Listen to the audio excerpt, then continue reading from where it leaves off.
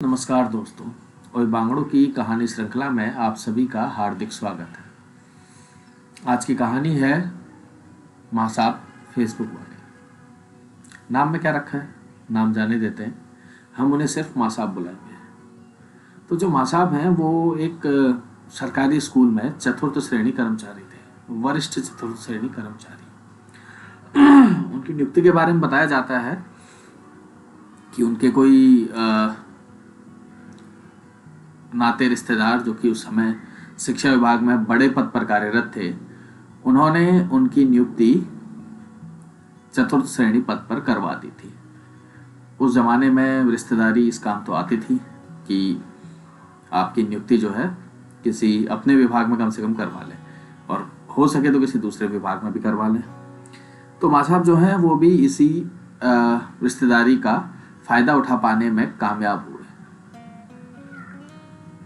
पढ़ाना नहीं आता था, उसके अलावा वो पूरी तरीके से माँ साहब थे। बच्चों को सूतने से लेकर मुर्गा बनाना, बच्चों की पिटाई, हर काम में पारंगत।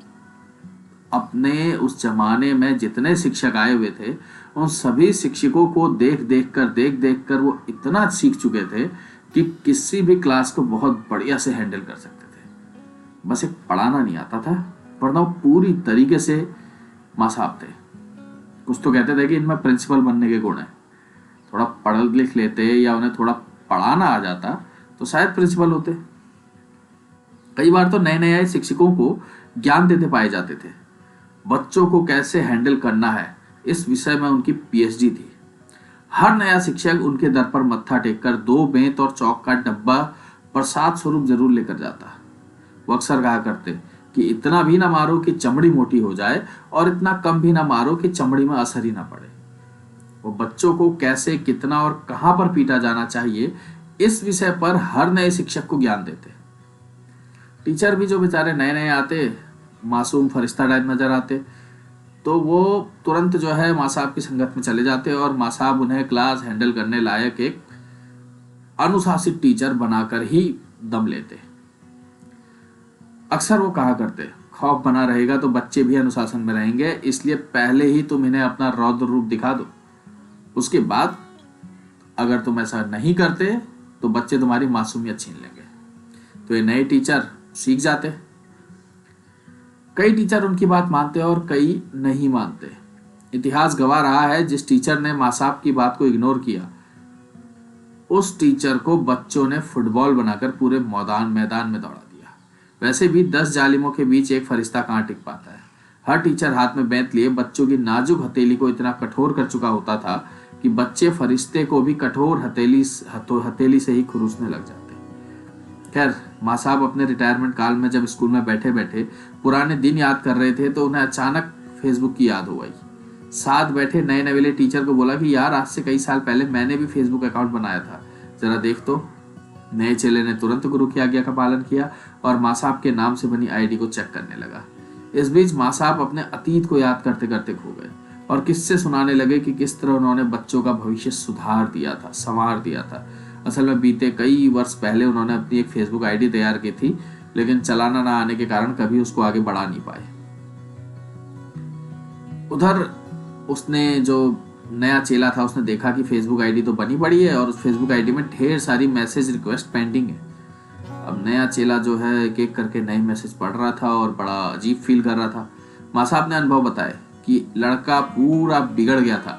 साले को सिगरेट बीड़ी की लत लग गई थी। मैंने बांस के डंडे से उसकी तगड़ी सुताई की। हफ्ते भर तक नहीं आया स्कूल। फिर उसका बाप उसे लेकर आया। मैंने कहा उसके बाप से कि इस पर ध्यान दो जरा, बिगड़ रहा है। बाप ने हाँ भरी और सीधे विज्ञान में दाखिला दिला दिया। क्या नाम था उसका याद नहीं आ रहा। जो नया नया चेला था उसने कहा उसका नाम कविंद्र तो नहीं था। माँ साहब बोले, अरे हाँ यार, तुझे कैसे पता। चेला बोला, मैसेज है उसका 2 साल पहले का, आपकी आईडी पर, आपकी फेसबुक आईडी पर।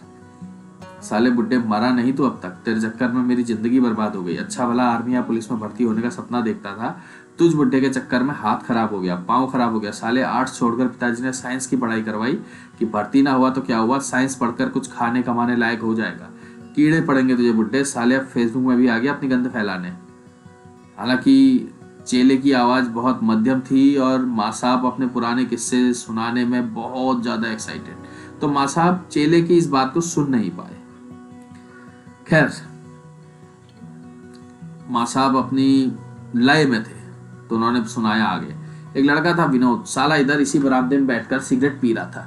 लगाई मैंने होठों भरी खींचकर, जन्म भर याद रखेगा मुझे। और उधर चेला विनोद के मैसेज पढ़ रहा था। विनोद ने लिखा था, कुत्ते कमीने हरामजादे आ गया फेसबुक में भी। पहली बार सिगरेट को छुआ था और तुझ कमीने ने होठ ही काट दिए।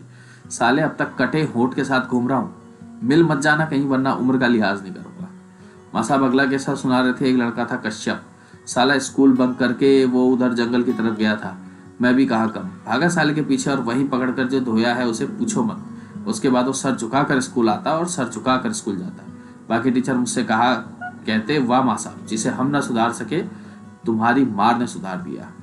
चेला मैसेज पढ़ रहा था कश्यप के। शुरू में 2-3 गालियां गंदी गंदी। चपरासी साले, तेरे चक्कर में मेरी बंदी चली गई। मेरा पहला प्यार तेरे कारण खोया है। साले सुन लेता उस दिन मेरी बात। मैंने पूरे साल तुझे मारने की फिराक में था, लेकिन तब छोटा था इसलिए मार नहीं पाया।